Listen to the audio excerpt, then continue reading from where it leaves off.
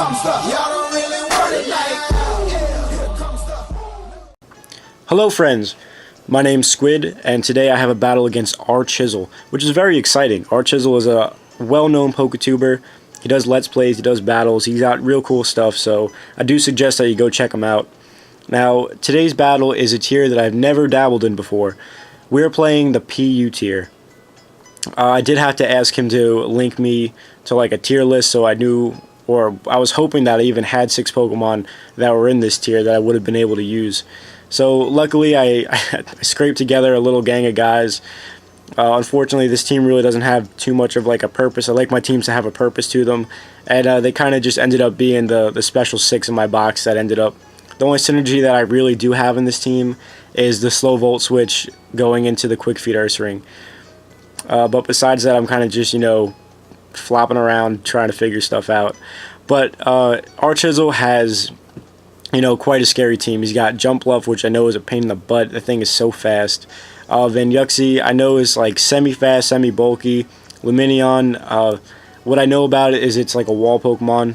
I don't know if he's running defense or special defensive. I would assume probably defensive just because Hypno's there, and I know it usually runs more specially defensive. Darumaka, I was assuming, was going to be Scarfed because I know Darmanitan is Scarfed. I know I shouldn't assume because it makes an ass out of me, and but that's what I did because I really didn't think anything else would be on there. I know its base speed is only like 50, I believe, and then he has Wormadam at the end, so he's got a pretty, ferocious team, and he's definitely a very good PU player, so it's going to be very interesting how things turn out. Now, to start the battle, I definitely could have picked a better lead. I was actually very excited because at this time I had just finished raising up the Glalie, so when I found out it was in the PU tier, I was like, alright, I'm sending this guy out first. I'm very excited to use it. Now, this is actually a Switcheroo set. I'm actually holding Switcheroo with full Incense, so it makes me go last no matter what. He's going to lead off with the Wormadam, and he's going to end up going for the Gyro Ball.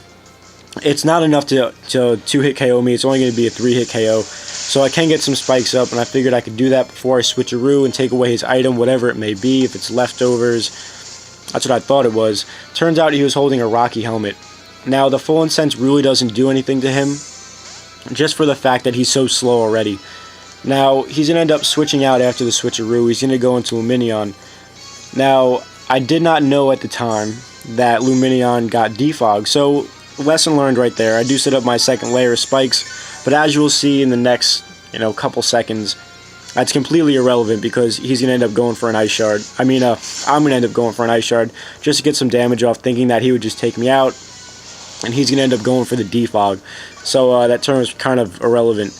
Now, at this point, I also didn't have Explosion on my Glalie yet. I only had Earthquake because I didn't have enough battle points to get Explosion yet. So he's going to end up outspeeding me. He's just going to take me out of the U-turn. But the good thing is, because of the Switcheroo, he does get affected by the Rocky Helmet and will lose a little bit of HP. So Glalie is down, and I definitely could have used that later on to help me with the Jump Bluff because I did have the Ice Shard. And if I would have foddered something off to sleep, then I definitely could have used that to my advantage. But this is the matchup that I originally could have had if I would have picked Rotom to start. Now I'm going to end up going for the Will-O-Wisp here, and now I'm going to end up Volt Switching out because I figured he could switch out into the Darumaka and then go for a Flare Blitz or a U-turn and, really kind of take out Rotom early, which I wasn't really trying to do. So I ended up Volt Switching into my Kingler. Now this Kingler was bred in 5th gen, so his IVs aren't exactly perfect, and also knockoff wasn't relevant in 5th gen, so I also didn't put that on. Now here I do make a misplay just because I kind of had a brain fart and I didn't realize that Rock Slide was neutral on Wormadam. I was very close for clicking Rock Slide, and I was like, I don't want it to be resisted and then maybe stuck in here because I am running Scarf. But if I would have went for a Rock Slide there, then it definitely would have helped me out on taking out the Jump Bluff. Now, I don't want my Kingler to go to sleep, so I figured the best thing I could do would be to switch into Granbull and take this Sleep Powder. Just because if I needed to Sleep Fodder something, I would much rather it be Granbull because I can still use his Intimidate ability on the Darumaka later on. So I'm going to end up switching out here. Not exactly too sure what he wanted to do, if he was going to go for Elite Seed or whatnot. So I switched in Rotom just in case he does want to go for Elite Seed. I can Volt Switch out after. Now, he is going to end up missing Elite Seed here, which is good for me. But he is going to get his Leftovers recovery. And so will I. So here, I'm going to want to Volt Switch out. Just because I don't really want to stay in. I know he doesn't want to stay in because I do pack Blizzard as well. So he's going to end up going into Herbert, his Hypno, to take whatever attack I would please. So I'm going to end up going for a Volt Switch here. And now, after Volt Switching, I do see a good opportunity. Now, I want to take this opportunity to activate my Toxic Orb. So this way, I can get my speed boost and I can start doing some, massive damage. Now, here, I knew he was going to switch out. But I end up going for Facade anyway. I almost clicked Crunch just to get neutral damage off as the Wormadam comes in. But I also didn't want to, over-predict too much and go for an Earthquake and not kill the Hypno and him go for, Seismic Toss and then, Wish and Protect. I didn't want to deal with that. So I figured, let me just go for a Facade. It's probably a resistant Facade will probably do as much as a neutral Crunch anyway. Now, he's going to end up going for the Protect. My Toxic is starting to rack up here. I don't want that because Ursaring is really kind of like my win key. So I need to keep him around as long as I can. So the bad thing is Toxic's going to rack up. I will take Stealth Rock damage. And it's really not something that I'm wanting to participate in at this very moment. So he's going to end up going for a Gyro Ball. It really doesn't do too much to Rotom, so I'm not too worried about that. Now here, I figured I really don't want to switch out. I'm just going to go for Thunderbolt. Hopefully I can take it out from this range, which I was confident it would. It's neutral. And he lives. He lives on like the littlest tiny bit. So Rotom's going to lose a little bit to health. That play really wasn't, too relevant. It was just like, damn, like he lived on that little bit. So I'm just going to stay in and go for another Thunderbolt.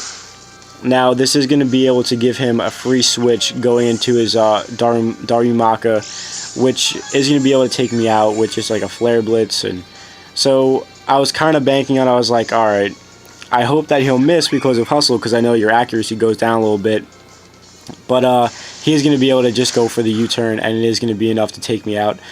And now he's going to get, to switch into whatever he'd like. So that is going to give me momentum in, bringing in something.